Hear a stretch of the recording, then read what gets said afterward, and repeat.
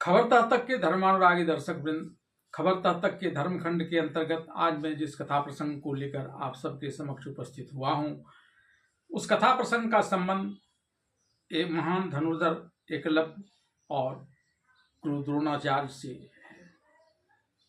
एकलव्य और गुरु द्रोणाचार्य को लेकर एक लोकोपवाद बहुत ज्यादा प्रचलित है। इस प्रचलित लोकोपवाद में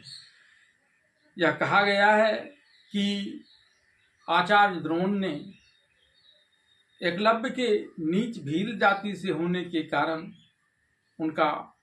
शिष्यत्व ग्रहण नहीं किया, और न सिर्फ एकलव्य का शिष्यत्व ग्रहण करने से इनकार कर दिया, अपितु कतिपय काल के पश्चात जब एकलव्य एक प्रतिष्ठित धनुर्धर के रूप में उपस्थित हुआ तो उसकी दाएं हाथ का अंगूठा कटवाकर उसकी प्रतिभा को धूल धूसरित करने का भी एक बड़ा अन्यायपूर्ण कार्य किया था। और इसी लोकोपवाद के आधार पर कई सारे लोग आचार्य द्रोण की इस बात के लिए निंदा करते हैं कि आचार्य द्रोण नीच जातियों से इसलिए घृणा करते थे क्योंकि वे उच्च जाति से आते थे और भील बालक एकलव्य के साथ अपने इसी दुर्भावना के कारण उन्होंने ऐसा किया था। मैं महाभारत के आधार पर इस लोकोपवाद की भ्रांतियों को दूर करते हुए उस रहस्य का रहस्योद्घाटन करने का प्रयास कर रहा हूं, जिसके अंतर्गत इस बात का पता चलता है कि किस कारण के वशीभूत होकर आचार्य द्रोण ने एकलव्य का शिष्यत्व ग्रहण करने से इनकार कर दिया था, और किस कारण से उन्होंने एकलव्य का अंगूठा कटवाकर ले लेने के पश्चात भी अपने ही ज्ञान से एकलव्य को बेहतरीन धनुर्धर होने का आशीर्वाद दिया था। और जब आप इस रहस्योद्घाटन को देखेंगे तो पाएंगे कि ऐसे लोग जो इस लोकोपवाद के आधार पर आचार्य द्रोण के इस तरह से निंदा करते हैं, उनकी यह सोच कितनी पूर्वाग्रह से प्रेरित, दुर्भावना पूर्ण और अविवेकी है। महाभारत के कथा प्रसंग के अनुसार भले ही भीष्म पितामह ने आचार्य द्रोण को धृतराष्ट्र से कहकर उन्हें हस्तिनापुर में कौरवों और पांडवों को शस्त्र और शास्त्र का विद्यादान करने के लिए नियुक्त करवाया था, लेकिन इसके पश्चात गुरुद्रोण के आश्रम में सिर्फ कौरव या पांडव ही शस्त्र और शास्त्र का विद्या अध्ययन नहीं करते थे, अपितु शास्त्रों, राजा, राजकुमार और अन्य कई प्रतिभावान लोग यहाँ आकर शस्त्र और शास्त्र का ज्ञान प्राप्त करते थे। उनमें से एक महारथी कर्ण भी थे, जो सूत पुत्र थे। एकलव्य को लेकर जो भील बालक और नीच कुल के होने की बात कही जाती है, महाभारत के अनुसार एकलव्य कोई भील पुत्र नहीं था, बल्कि वह निषाद राज हिरण्यधनु का पुत्र और एक राजकुमार था। इसके अलावा अगर द्रोणाचार्य ने एकलव्य के साथ नीची जाति होने को लेकर दुर्भावनापूर्ण तरीके से उनका शिष्यत्व ग्रहण करने से इनकार किया होता और प्रति हिंसा की आग में झुलसकर उसके अंगूठा कटवा लिए होते, तो कर्ण तो एक सूत पुत्र था। कर्ण के बारे में तब सिर्फ सूत पुत्र होने की ही जानकारी लोगों के समक्ष थी, और ऐसा जानकर भी आचार्य द्रोण ने उन्हें अपने शस्त्र और शास्त्र ज्ञान से एक महारथी बनाया था। और एकलव्य एक राजकुमार था। यह बात खुद एकलव्य ने द्रोणाचार्य से उस समय कही थी, जबकि वह गुरुद्रोण से अपना शिष्यत्व ग्रहण करने के लिए, निवेदन करने के लिए हस्तिनापुर आया हुआ था। महाभारत के कथा प्रसंग के अनुसार जब आचार्य द्रोण कौरवों, पांडवों और अन्य शिष्यों को धनुर्विद्या का ज्ञान दे रहे थे, उसी समय एकलव्य वहां आया और उसने आचार्य द्रोण के पैरों पर अपने सिर को रखकर साष्टांग प्रणाम करते हुए उनसे अपना शिष्यत्व ग्रहण करने का निवेदन किया। तब आचार्य द्रोण की दृष्टि कौरवों की तरफ चली गई और कौरवों के मनोभावों को देखते हुए आचार्य द्रोण ने एकलव्य का शिष्यत्व ग्रहण करने से इनकार कर दिया। वहां से आने से पूर्व एकलव्य ने एक बार फिर अपना सिर आचार्य द्रोण के पैरों पर रखकर उन्हें साष्टांग प्रणाम किया और आचार्य द्रोण ने भी उन्हें आशीर्वाद दिया। तत्पश्चात एकलव्य वहां से चलकर अपने राज्य में आए, लेकिन वे यहाँ राजप्रसाद में नहीं रहे और एक वन में जाकर उन्होंने तपस्या करनी प्रारंभ कर दी थी। तपस्या क्या, वह एक धनुरभ्यास था जो तपस्या की तरह एकलव्य अपने गुरु द्रोणाचार्य की एक मूर्ति को, उसमें द्रोणाचार्य को गुरु रूप में श्रेष्ठता प्रदान करते हुए बनाया था, उसकी देखरेख में करने लगा और अल्पकाल में ही निषाद राज हिरण्यधनु का पुत्र एकलव्य एक बेहतरीन धनुर्धर के रूप में प्रतिष्ठित हो गया। तदंतर एक बार कौरवों और पांडवों ने मिलकर आचार्य द्रोण से आग्रह किया कि वे सब वन में शिकार करने जाना चाहते हैं, और तब आचार्य द्रोण कौरवों और पांडवों के साथ रथ में बैठकर एक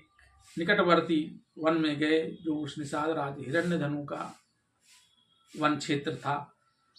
यहाँ पांडवों के साथ साथ एक अन्य मनुष्य भी स्वेच्छानुसार अपने एक कुत्ता के साथ पांडवों की मदद करने के लिए चला आ रहा था। वन में आकर आचार्य द्रोण तो एक जगह विराजमान हो गए और अपने कौरव और पांडव शिष्यों को वन में आखेट करने का अनुमति प्रदान कर दिया। इसी समय उस मनुष्य के साथ आया हुआ कुत्ता इधर उधर भटकने के क्रम में उस स्थान पर चला गया जहां एकलव्य धनुरभ्यास के रूप में अपनी तपस्या कर रहा था। आचार्य द्रोण की मूर्ति को बनाकर निरंतर अभ्यास के कारण और धूल दूषित होने के कारण उसके शरीर पर कई तरह के धब्बे आ गए थे और उसका चेहरा भी विकराल हो गया था, बाल बिखरे हुए थे, जिसे देखकर वह कुत्ता जोर जोर से भौंकने लगा और अपने उस धनुर्विद्या अभ्यास की जो तपस्या में एकलव्य हमेशा रत रहा करता था, उसमें व्यवधान जानकर एकलव्य ने अनायास ही 7 सरसंधान इस प्रकार कर दिया कि जैसे ही उस कुत्ते ने भूंकने के लिए अपना मुंह खोला, वह 7 बाण उसके मुंह में समा गए और उसका मुंह खुला का खुला रह गया। वह भौंकने की स्थिति में नहीं रहा, लेकिन उस 7 बाण में से एक भी बाण ने उस कुत्ते के शरीर को या मुख में कहीं भी किसी प्रकार की कोई क्षति नहीं की थी, सिवाय उसके भौंकने को बंद करने के अलावा। वह कुत्ता उसी अवस्था में वहां से पांडवों के पास चला आया और उसे देखकर पांडव कौरव सभी विस्मित हो गए और उस वीर धनुर्धर की प्रशंसा करने लगे। कुछ क्षण के पश्चात युधिष्ठिर पांडवों को साथ लेकर उस महान धनुर्धर की खोज में बढ़े, तो वहां उन्होंने एकलव्य को अपने धनुराभ्यास के प्रयास में तपस्या की भांति जुटा हुआ देखा कि किस प्रकार से वह आचार्य द्रोण की मूर्ति को बनाकर लगातार धनुराभ्यास में जुटा हुआ है। लगातार धनुराभ्यास के कारण उसके मृगचर्म पहने होने के कारण और जगह जगह पर कई तरह के धब्बे होने के कारण युधिष्ठिर भी एकलव्य को पहचानने में समर्थ नहीं हो पाए थे। और तब उन्होंने एकलव्य से पूछा था, इस गहन वन में इस प्रकार धनुराभ्यास करने वाले आप कौन हैं और किसके पुत्र हैं? तब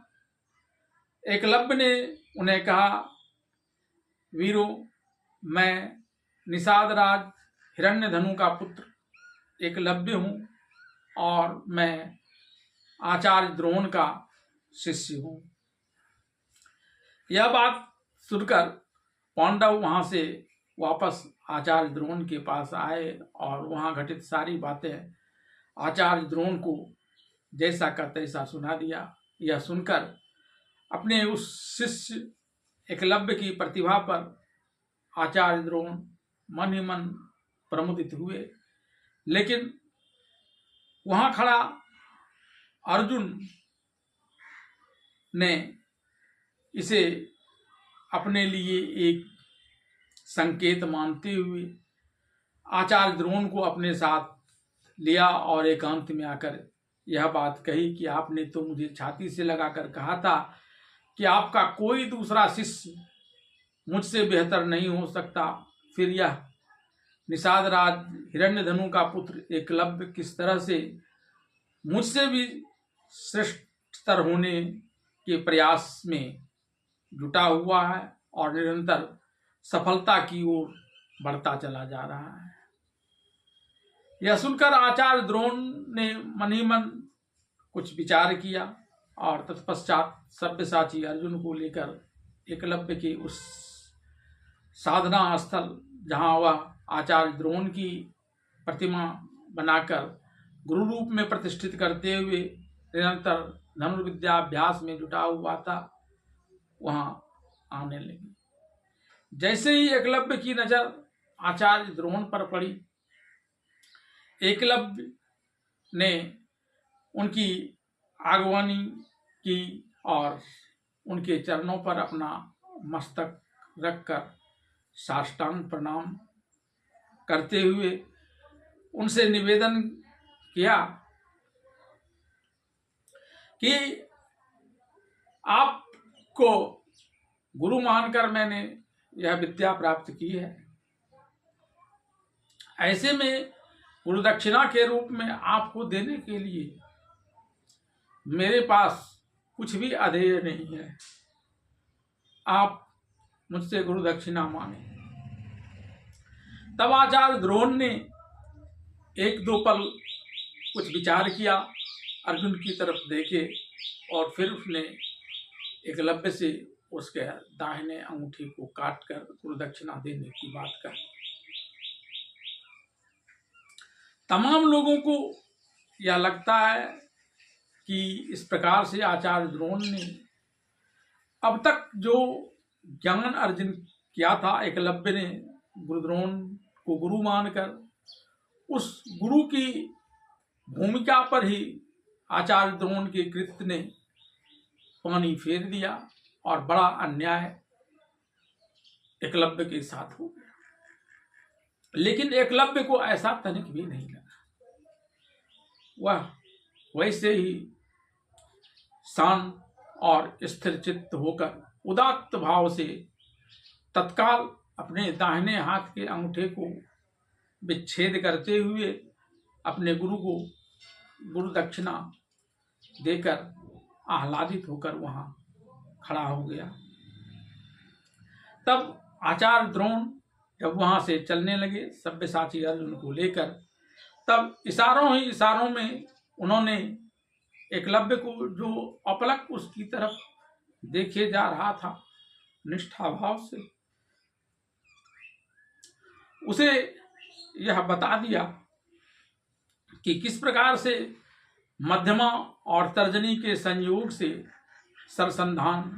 किया जा सकता है। और फिर एकलव्य ने आचार्य द्रोण के इस इशारे में दी गई ज्ञान को ग्रहण किया और निरंतर धनुरभ्यास की अपनी तपस्या से कुछ ही क्षणों के पश्चात सरसंधान करने, संधानित सर को वापस बीच रास्ते से ही लौटाने और जब चाहे इच्छानुसार उसकी दिशा में परिवर्तन करने का सारा ज्ञान गुरुद्रोण की कृपा से प्राप्त किया और कालांतर में एक बेहतरीन धनुर्धर सिद्ध हुआ।